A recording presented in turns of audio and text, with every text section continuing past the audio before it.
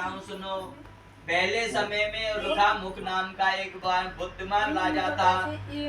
वह सत्य वक्ता और जितेंद्रिय था। प्रतिदिन देव स्थानों पर जाना, गरीबों को धन दे करके उनके कष्ट दूर किया करता था। उसकी पत्नी भी कमल के समान मुख वाली सती सावित्री थी। और राजा और रानी ने भद्रशील नदी के तट पर उन दोनों ने सत्यदेव भगवान का व्रत व पूजन की तैयारी करने लगे। उसी समय वहाँ एक साधु वैश्य भी आ गया। उसके पास व्यापार के लिए बहुत सा धन था।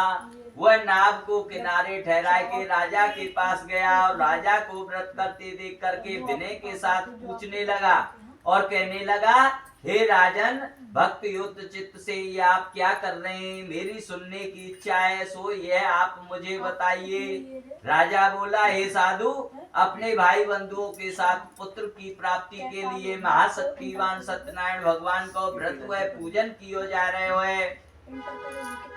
राजा के वचन सुनकर साधु आदर से बोला, हे राजन, मुझे इसका सब विधान कहो, मैं भी आपके कथानुसार इस व्रत को करूंगा, पूजा को करूंगा। मेरे भी कोई संतान नहीं है और इससे निश्चय ही होगी। राजा से यह सब विधान सुनकर के व्यापार से निवृत्त हो और वह आनंद के साथ अपने घर गया।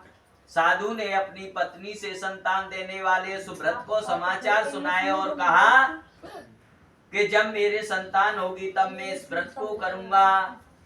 साधु ने ऐसे वचन अपनी स्त्री लीलावती पत्नी से कहे। एक दिन उसकी पत्नी लीलावती पति के साथ आनंदित होकर के संसारिक धर्म के प्रवृत्ति में होकर के सत्यनारायण भगवान की कृपा से वह गर्भवती हो गई तथा 10वें महीने में एक सुंदर कन्या का जन्म भी हुआ।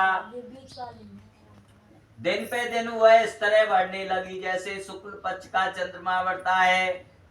कन्या का नाम कलावती रखा गया। तब लीलावती ने मीठे शब्दों में अपने पति से कहा कि आपने जो संकल्प किया था कि भगवान का व्रत व पूजन करूंगा, अब आप उसे करिए।